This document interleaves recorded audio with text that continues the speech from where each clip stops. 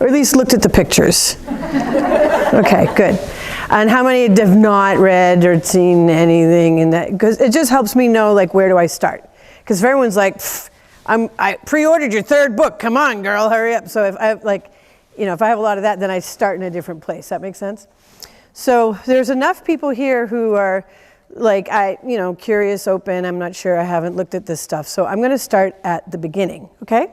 So those of you who are further along and have done more stuff, bear with me. And usually when I start at the beginning, everybody says, oh. Because I've joked with one of the certification members who's a longtime rehabber out in Oregon. And she's got this ranch and this, it's set up so that her house is in the center. And there's how many acres around and into the desert. And she's got 30 odd horses. She goes, I don't know how many horses I have. There's 30 something. They're out there. Because she takes in the three strikers and things like that. And then her house is in the center and the horses just live there. And she's like, since horse speak, I can get more things done faster with less effort. But I can't get to my car because they now come. And she's like, no, I have to just go to the store. I can't talk right now.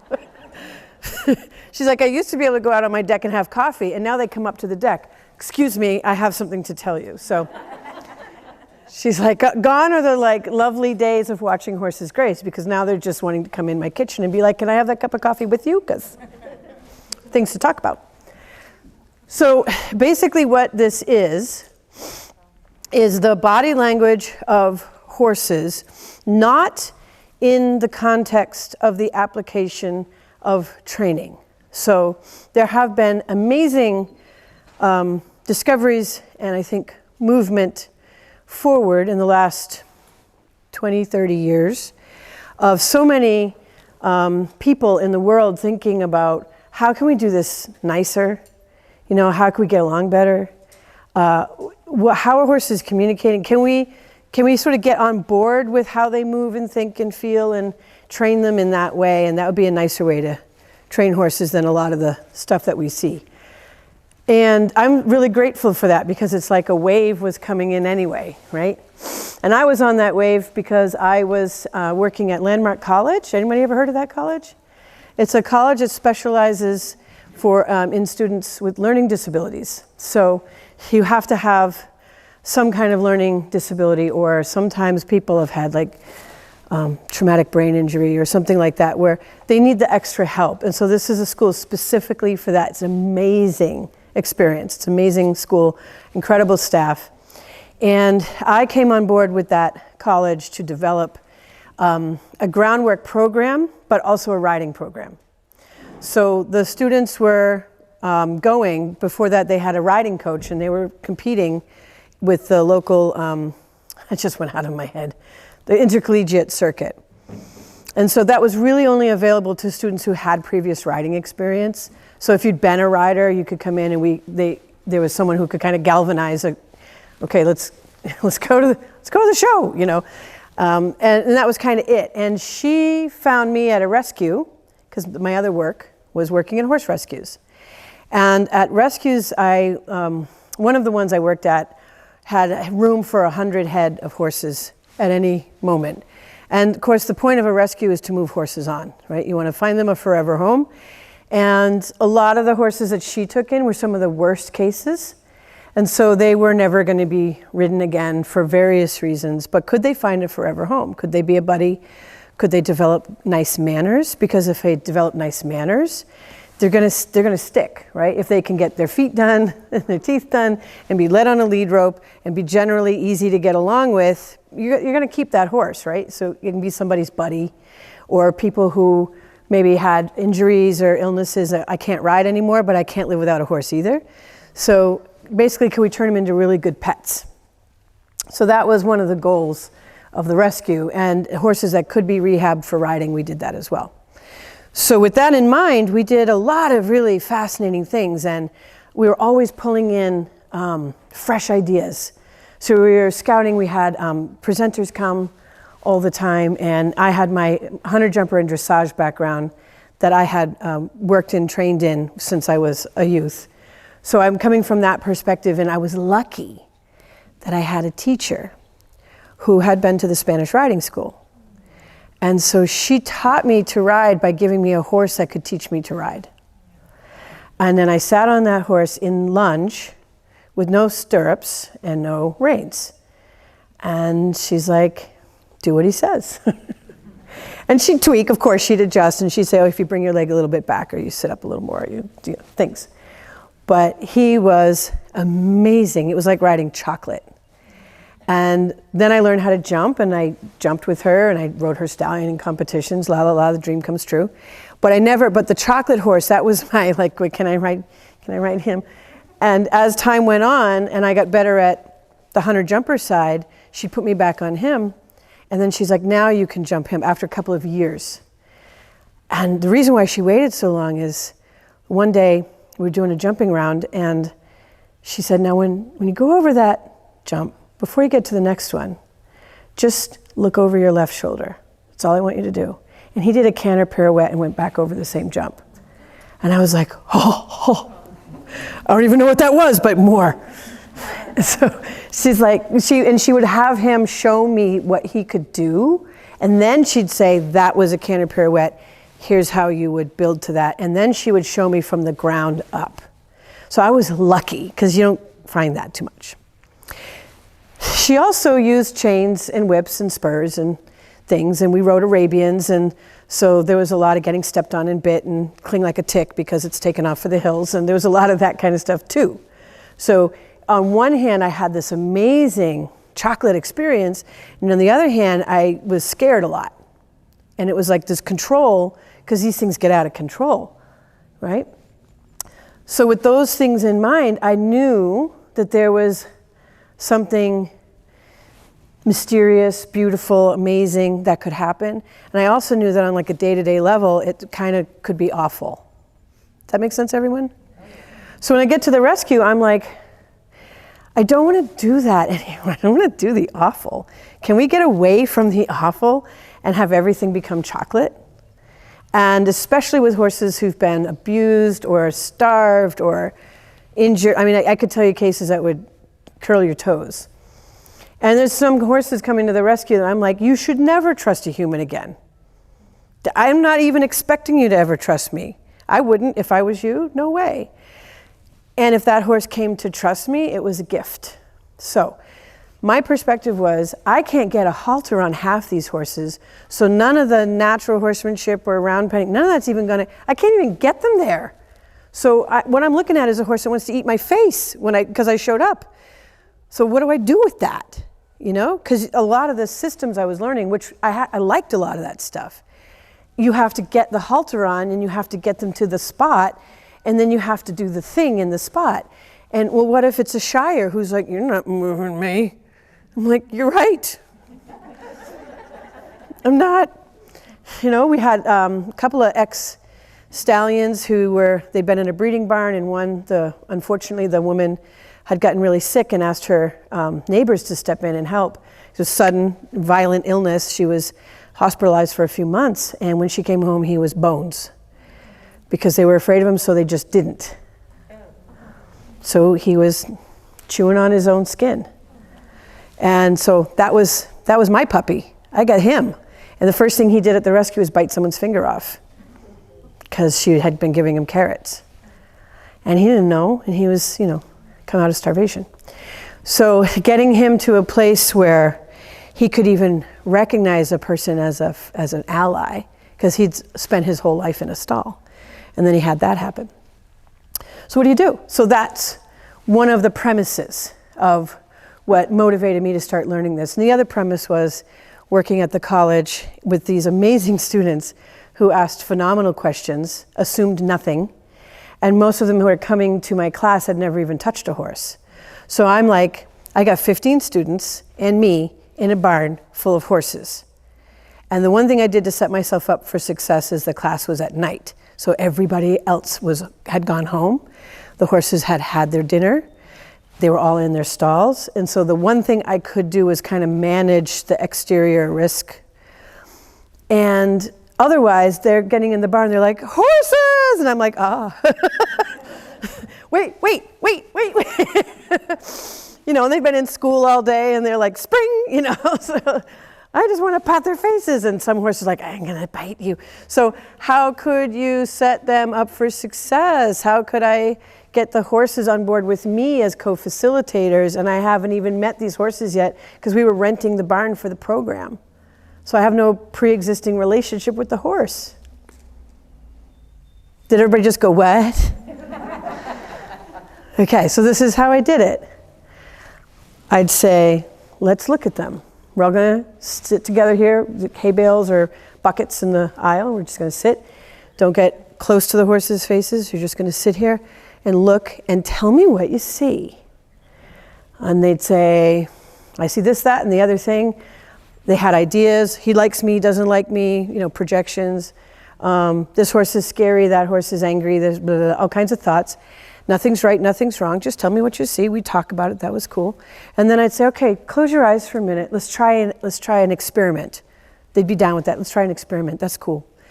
And the experiment was put your hands in your lap like this and take a few breaths in and then let a few breaths out. And then I want you to think about your favorite scene in a movie, like one of the movie scenes that you just love that scene, or your favorite song, or your cat or dog back home, or rolling down the hill in the grass, or anything else that comes to mind.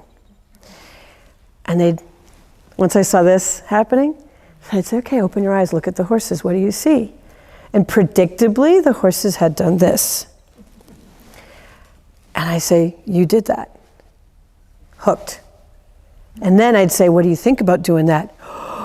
That's amazing. And so the horses had to go bing.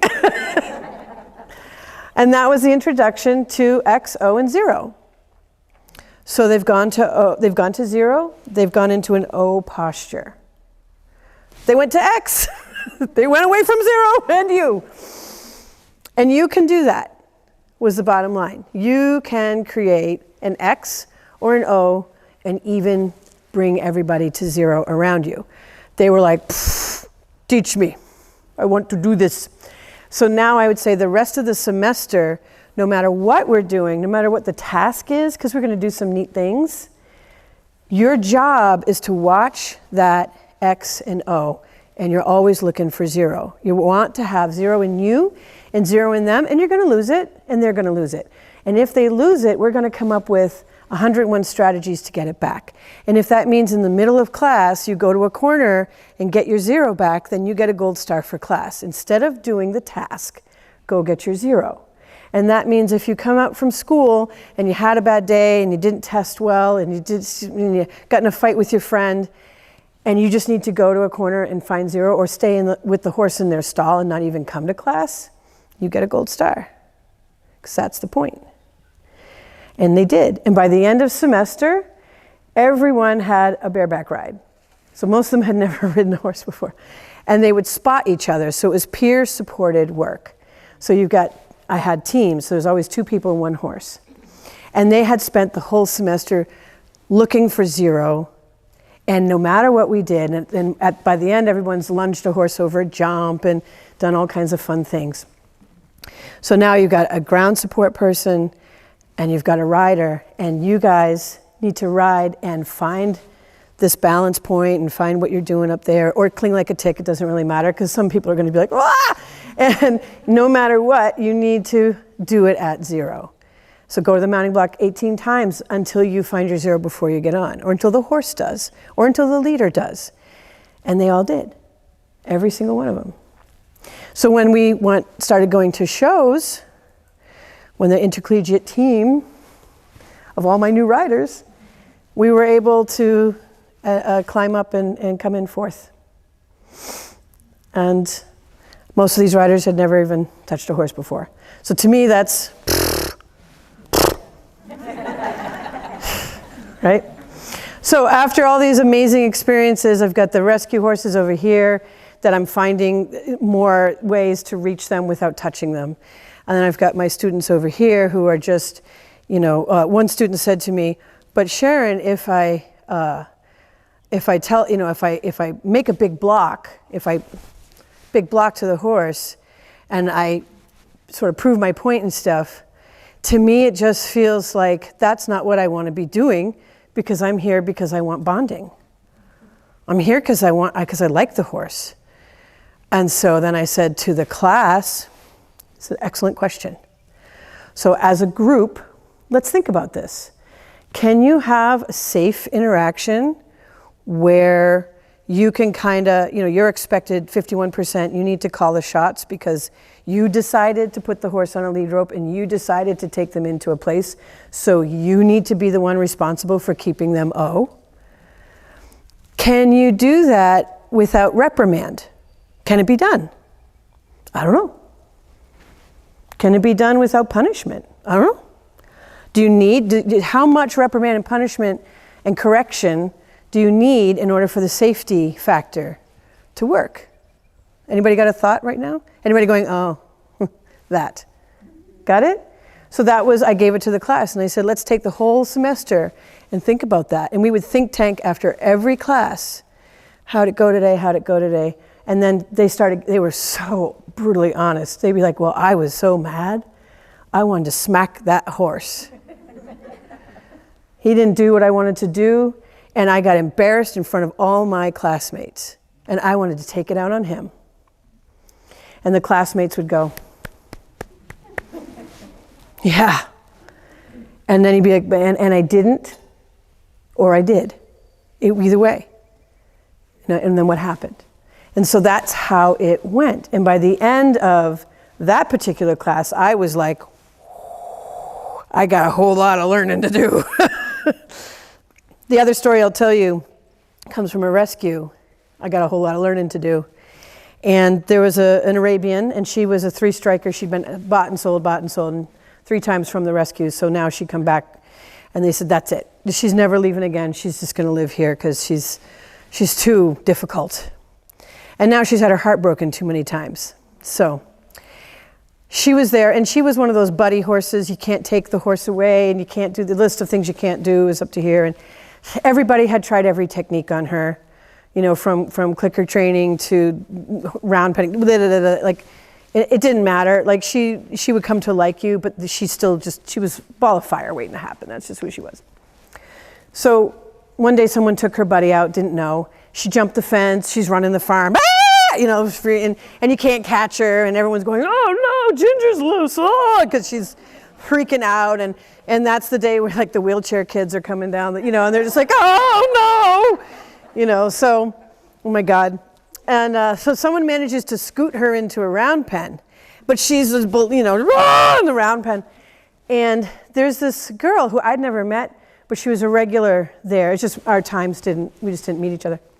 And I see her making her way to the round pen, and she's a few steps ahead of me, because I'm making my way there, And someone looks at me and goes, she's got it.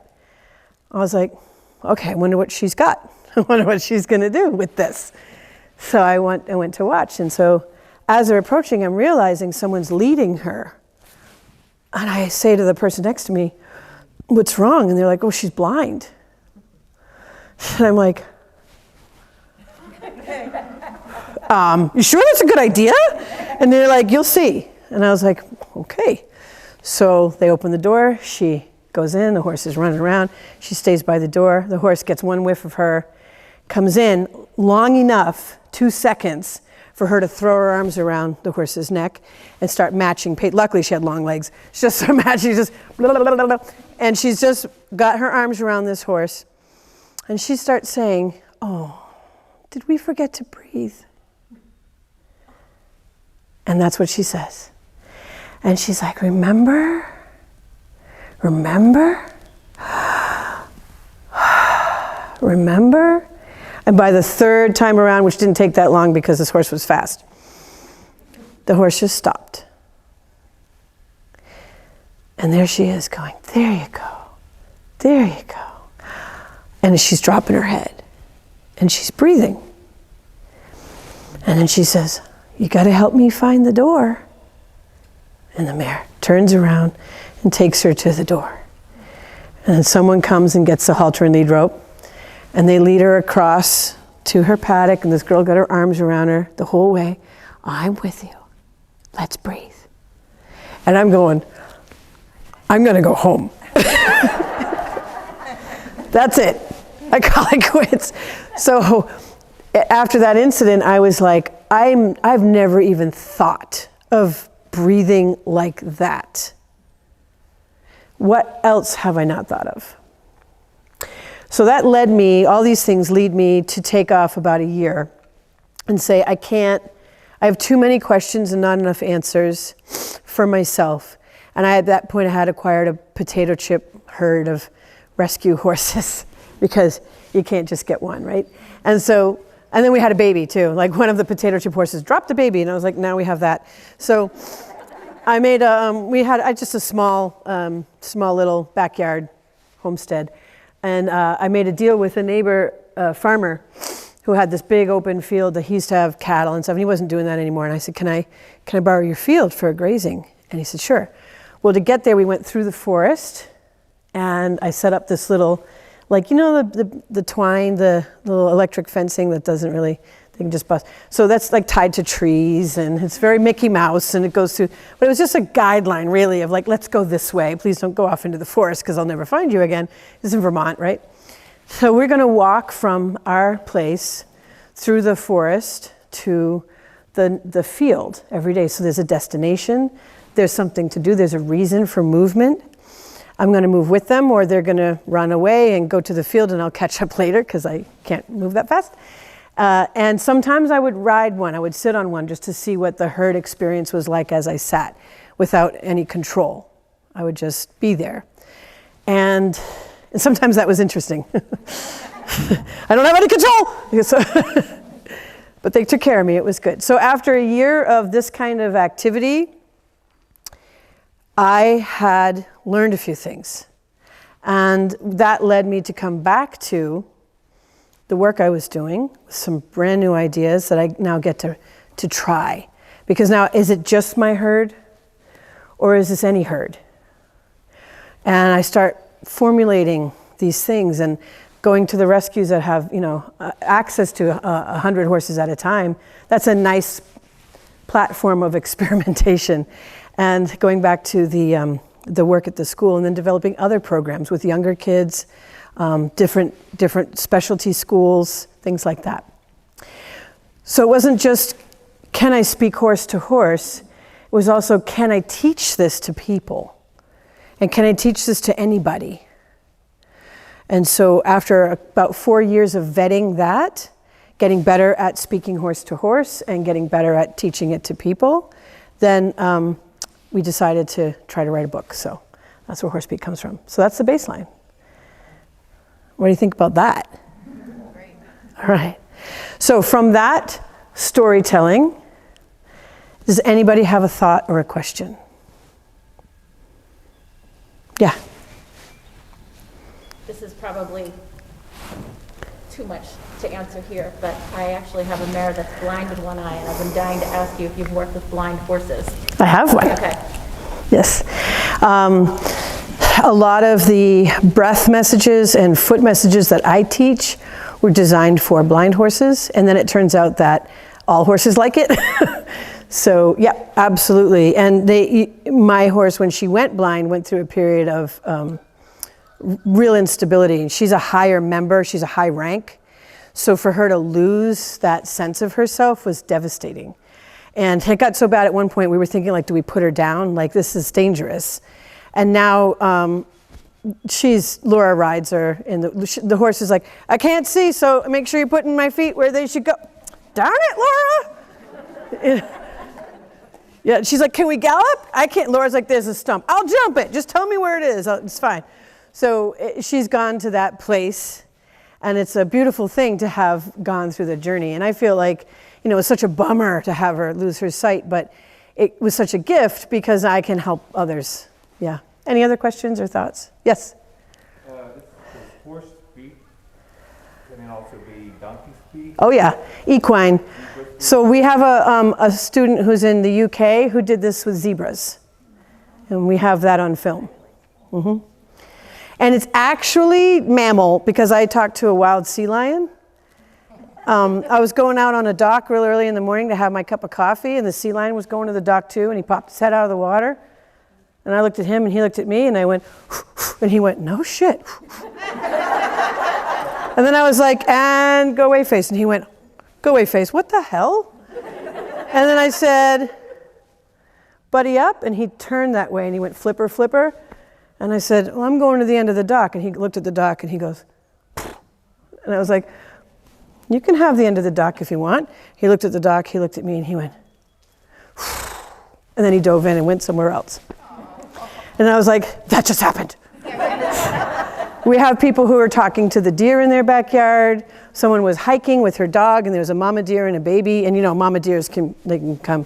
And the mama deer had that look on her and she did the greeting and the hold and the boogeyman, and the mama deer just kind of moved to the side and let her and her dog go by. And someone stopped a bear. I wouldn't recommend you do this, but she saw, there was a bear chasing a mama deer and her baby. And she just, her instincts just kicked in, like, no. And so she just went, no. And the bear went, what? And sat down. And she also did like traffic cop, and the deer went that way. And the bear's sitting there. She goes in the house, comes back out, the bear's still sitting there. She takes a picture of it to prove it. And she's like, that bear sat there for like 10 minutes and then just was like, oh, I don't know. Not really sure what just happened there. So we went to a zoo. Actually, was it near here? Was it just a small? It was in Pennsylvania. It was just like a small family-run zoo. There's enough variety, interesting variety of wild animals. And I did a variety of horse speak, so a version of this basic body language to every animal in the zoo, and they all responded. And you have to adjust it, you know. So I'm pretty good with understanding other species because I'm a nerd and I like that stuff. So I know all the animals that are in the zoo. I know a little bit of background about them, so I could adjust for their species. Like if they have horns, they do different things. If they're predators, they do different things. But yeah, they all responded. It was great. In fact, some of the, was it kudu? They were in the back. It was a hot day. They were in their enclosure, like getting out of the heat. And I'm doing, you know, doing this. And one of the head kudu comes, I'll be damned. He comes right up to the fence and he does the whole thing with me. And then he goes and swishes his tail. And I go, yeah, we're done. And he runs back to the others. He's like, eh. He's like, you're never going to believe it. And they're all just watching like. So it's pretty fascinating. I think that the baseline of this body language that I've been able to decode and then encode so that we can use it is pretty much universal for mammals. I think lizards are different, and birds have something that's really important about how they look at things and how they use their head bobbing. So that's different, but I can talk to a lot of birds too. So we're different because we stand upright and we have flippers, and our core, our belly button faces the earth, faces the world. And animals' belly button faces the earth. So there's a different core expression. There's some different things that their body language does. And animals generally have longer heads and necks, and horses especially do. So they use that like one long arm. If you imagine you had one long arm out in front of you and you were talking with it. But the gestures that we might do while doing this, hey, I'm all done, come this way, stop right there. Those gestures are so similar to a lot of the gestures that they make with their head and neck. So when we walk around like this and then we go, let me put a halter on you, it freaks them out. Because they're like, those things just showed up and I don't know what they mean. And sometimes you pat me and sometimes you smack me and I can't tell which one is coming. And so I'm just going to tune the whole thing out. And I'm just going to go la la la la, just tell me what you want and I'll do it, because you don't make any sense to me. Does that make sense, everybody? So when we start to practice mimicry, which is the first stage of horse speak, because how do you teach this, right? So the first stage is mirroring. Mirroring is like developing better observation skills, developing the patience to, you know how there's a lot of good teachers, there's a lot of good trainers and teachers that say, go look at your horses, go watch, right? Well, that's because their brain decodes really fast. They're just fast, they have the decoder ring, and so they decode and they encode really fast too, and that's why they look magic. But if they say to you, well, I just did the thing, you're like, well, I did the thing too, and it didn't work. And they're like, because of things like this. And you're like, what? You know, so they know their brain is feeding the information to the body language, and there's no interference. So they just get it and give it, and there's no interference. And everybody else is like, get it. I didn't get it. So I don't know what to give it. I don't know what I'm doing. So for what we're doing in the beginning is to really mirror them. And that means to pick a body part and watch it and see if you can do it. By the time you've done 5 minutes of mirroring on like facial expression, and don't mirror them when they're running around, farting, because you can't keep up with that. Mirror them when they're eating hay. You will not believe how much they're doing. And people do this with me and they're like, I'm exhausted. They never shut up. They never stop talking. I'm like, I know. They're chatty Cathys. They're always going, and now this piece of hay. This, that hay. Oh, that's terrible. Don't do that. This over here. Can you move over a little bit? I wanted that. I said, move over. Kathy, move over. Okay, thank you very much. No, I didn't mean to offend. No, it's okay. No, you can come back. It's all right. Okay, can we go? Let's just get some other hay. Okay, let's go. And it's like, it just never stops. Okay? So mirroring is really essential because that's how body language is learned.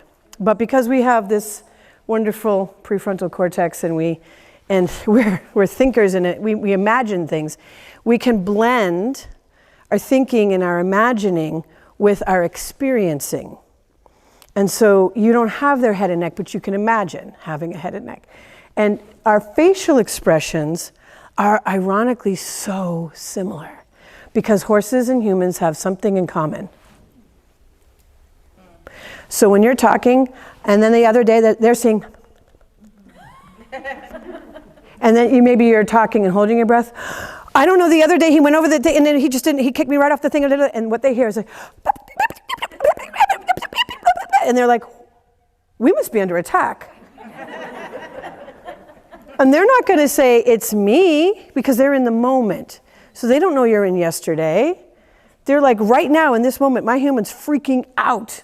Like mounting block issues, 90% of the time, our body language is freaking out. It's freaking out because if you have one of those plastic blocks, which are handy and terrible, because you get up and they go, no, and then you're up there and you're like, no, and your body language goes, I'm gonna die. And the horse goes, why are we standing here then? Why do you keep bringing me to the death box? And you want me to get next to the thing, but you're terrified. I don't understand. I'm leaving. Get on, hurry up. Right? So you have to kill the mounting block. You have to knock it over and stomp on it. How many have seen a horse do that with an object? Or I left my lawn chair out one time. I came back, it was destroyed. My lead horse is standing over it. I've defeated it. It won't be doing that again. It's like, thank you. That means I sit on the ground now. Okay. So you defeat the mounting block. You kill it. You knock it over. You step on it. And I've had so many horses at liberty and their owner, after killing the mounting block, getting up and down a few times, like they mean it, and standing up on it, ta-da, because horses love that stuff. They do it for each other. When you have the ta-da horse, that's the horse who's like, I've conquered and vanquished the ghost.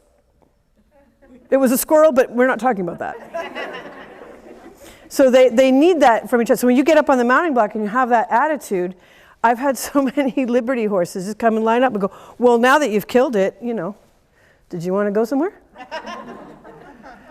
And the owner's like, you're kidding me, right? Because I've spent like $60,000 and 89 million hours, and I just had to kill the box. And it's like, yeah, because it was you, because you're broadcasting. And we're broadcasting unconscious stuff. So we have to make more of that unconscious conscious. But we don't have to necessarily go to therapy. You can if you want to. This does elicit therapy every now and then. But you have to be able to be aware. And you have to be able to be aware and calm. So you don't have to be perfect, but you need to aim for that. Because that's where you're going to go, oh, it's me. So I'm asking the horse to come to, they're standing there and I want them to come to me. But I picked a stupid angle. So and we all do this all the time because we're like this. I can go that way, what's the problem? And the horse is like, Are you for real? I have to.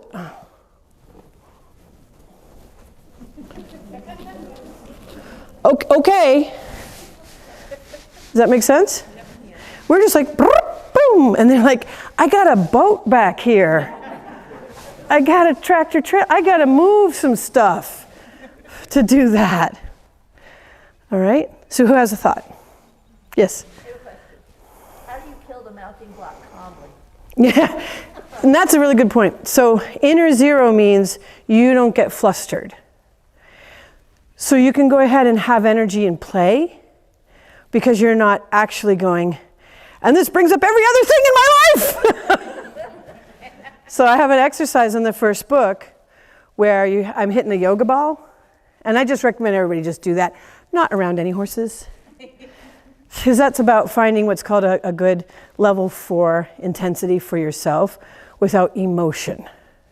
And that's the thing that most of us, we've been taught since childhood. Sit in your chair at school, be good, get in a line, line up, don't touch Jimmy, right? Walk when you're told, listen to the bell. And so we're really conditioned to have certain social behaviors that are not actually normal. And one of them is don't act out. Which, thank God, otherwise you guys would be climbing on the ceiling and I wouldn't be able to teach right now. But on the other hand, we don't know how to act out without losing it. So I feel like I'm gonna pop, and you might pop, right? So you have to learn how to have action that's literally just action. So when I have that exercise, hit the yoga ball, and I have everybody try it, it's fascinating. It's a fascinating exercise. Can you hit the ball and stay calm? And at first, you can't. Because you hit the ball and you go, this was my ex, right? Or my boss, or whatever. Or you're just like, I don't even know where this is coming from, but it feels so good. So that's what we tend to do. So we have to be able to lift the energy up without getting emotional. And that's how you kill the box and stay calm. And that's what they're looking for from us, because the moment they get emotional, we go, stop it. Don't you know how to walk in line? I learned how to walk in line. Didn't you learn how to pay attention to the bell? And the horse is like, I didn't learn any of that, and there's no bell in my head like you. I'm sorry, but I don't know how to do any of that, and I'm a prey animal, so I'm getting emotional. Could you help me? So when they get emotional, that's one of the things we like about them the most is empathy. I'm not talking about humanizing, and we get all weird and freaked out about that. We're mammals, and we're social. And we have the same social needs that they do. It's just a fact. That's why we don't have a problem saying that my puppy really, really likes it when he goes outside, and here we have such a good, oh my God, we went and we found a stick. And it was the best stick ever. We have no problem with that. That's fine. But I can't say that my horse has emotions. What? It's a schism. So we like horses because they have emotions. We just want them to have the emotions we want them to have. We don't want to have the deep, dark, scary emotions because they're deep, dark, and scary, and we can't go there. So a lot of what the mirroring does is it gets you in line with the flow of emotions so that if one comes up, you can go, there it is, and you can bring it back. And if another one comes up, you can go, there that is, and you can bring it back. So it's a practice for us to know where that is and to know what are the messages that help the horse come back. And at first, even if you're Franken speaker, like something, the horse is like, oh, good effort. You're so cute. And a lot of horses will actually start to teach. So they'll come in and they'll be like, I said hello. And you're lingering for too long and they go, uh-huh. And next is, do you remember? Turn away, and they go, my human's learning, it's her first day. She's cute, I'm gonna keep her. All right, so does this make sense, anybody? Oh, yeah. Okay, so anybody else have a question? Because then we'll take a break, yes? Just in communicating, I wonder if wearing sunglasses, is there a difference? No, sunglasses, masks, they wear fly masks. They can still see. Horses make a lot of eye contact. And we've been taught mostly don't make eye contact, but that's usually because we make creepy eye contact. It's not because they don't want eye contact, it's because we go. And as soon as I say look at a horse's eyes, guaranteed the person goes. And the horse is like, excuse me, it's really weird. So, but they make eye contact like when you're in school and you're passing notes, you don't want the teacher to know. Does he like me? Okay, because if you're a prey animal, you want to have as many silent messages as possible. So a single foot step in and out or away. Those are silent messages that have a lot of meaning. Eye messages, breath messages, raising and lowering of the head, raising and lowering of the tail. Hind end shows feelings. Sometimes horses will even go, I have funny feelings. Ever see them do that? I feel funny. Yep. Tail swish. Okay. So they have a processing in their body where the tail expresses the feelings. And we all know that. You've seen a flagging tail and a swishing tail and an angry tail and a painful tail and a happy tail and all kinds of tail expressions. So they take in information through their face, head, they have eyes, nose, mouth, ears.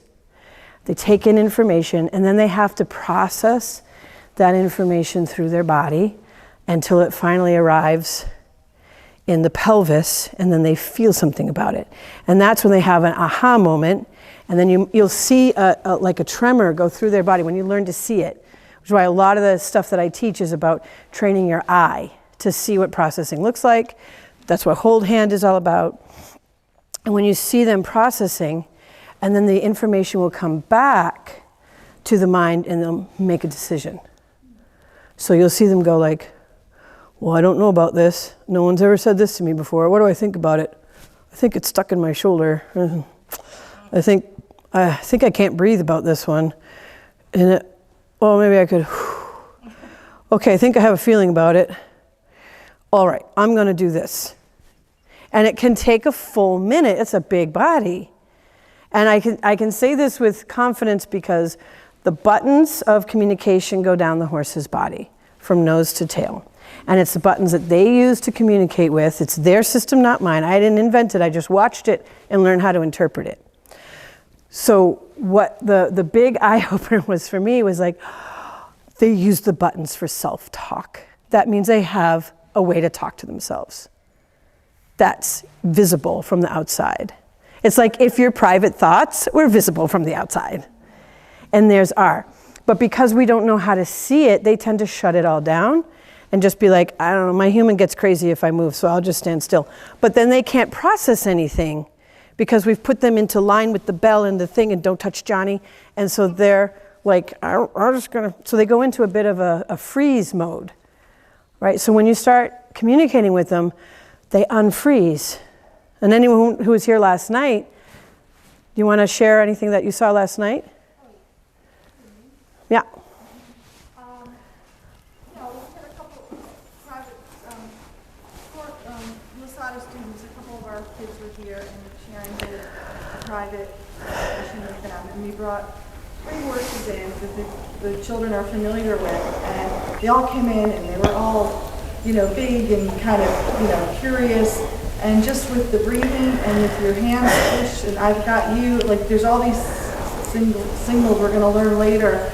Like the kids were absolutely mesmerized, and one little boy kept saying, how does she do this? How does she do this? And just, to see the state that they left in, they were practically asleep. They came in kind of at X, not really, but by the time they left, they were, I would say, if there was if it could be less than 0, that's where they were. And the horses or the kids? The horses and the kids. And the kids too. And the kids. And one horse in particular, who's one of our alpha horse, Sharon was showing the kids how to just give a little, so subtle, little hug. And, she was resistant to it at first, and then she came looking. She came over to Sharon a couple times, was like, I liked that. Let's do that again. So all of these things, there's just so much. I mean, I was exhausted last night. I'm sure you guys were too. So we've got a couple more days of so much of it's observational. But yeah, when we're going to bring a couple horses in soon. and then Sharon interpreting, I think we'll realize that we've misunderstood for so long. That's what I would have to say. Thank you for that. I think that the biggest reason we've misunderstood for so long is we needed them to be a beast of burden for thousands of years. It's very simple. We needed them to be trucks and plows and cars and motorcycles and just get the job done and take me to war, take me to town, do this, do that. And you don't care what your truck feels, you just need it to function. So training has always been designed to create an obedient structure for the horse to follow, and that's it. And if you get a relationship out of it, if the milkman has his horse for 35 years, they're gonna have feelings for each other, but it's a working relationship, right? And you have World War I, have anyone ever seen the old pictures of the soldiers lining up in the shape of a horse to honor the fallen horses? So you have deep feelings that'll show up. If you're a soldier, you're living with your horse, you're like, breathing, sleeping. I mean, it's a deep, deep, deep relationship. And then you go off to battle and one of you might die. So it was just a different context. And those horses were called remounts. Anyone ever heard of this? Okay, so anyone, I'm a history buff too, so so horse remounts is what they were called in the cavalry, and that's because every horse had to be trained cookie cutter so you could remount if your horse died. Get on another horse and go, because everyone's got military training. And so the baseline of all of our riding systems are based on remount. That's what it's all based on. And when cavalry kind of went by the wayside in favor of armored vehicles and things like that, cavalry troops were looking for work, and so they started riding schools. And suddenly the public isn't using horses to get to market anymore, they're using cars and trucks, and so horses became a neat thing, something you could have for fun, for pleasure, for notoriety. And so things were invented, like shows. They were invented. They weren't shows before. There was the Olympics, but you had all cavalry riders going to the Olympics. You didn't have, there were no lay riders. You had polo, you had racing, you had industry, you had riding industry. So all of a sudden the public's like, I too could have a horse and it could be my friend. And so now we have a new rising industry for horses, which is the relationship industry, but you had cavalry commanders teaching. And that's everything. That's why everything is the way it is. I'm not faulting them, it's just that's what they knew. So they're trying to teach the public like a soldier, but we're not soldiers, and horses aren't soldiers.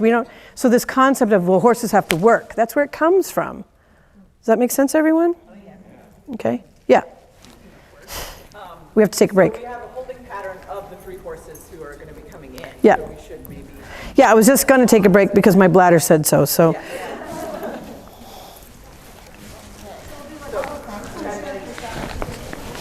Laura, I'll let you get this chair because I'm wrestling with it.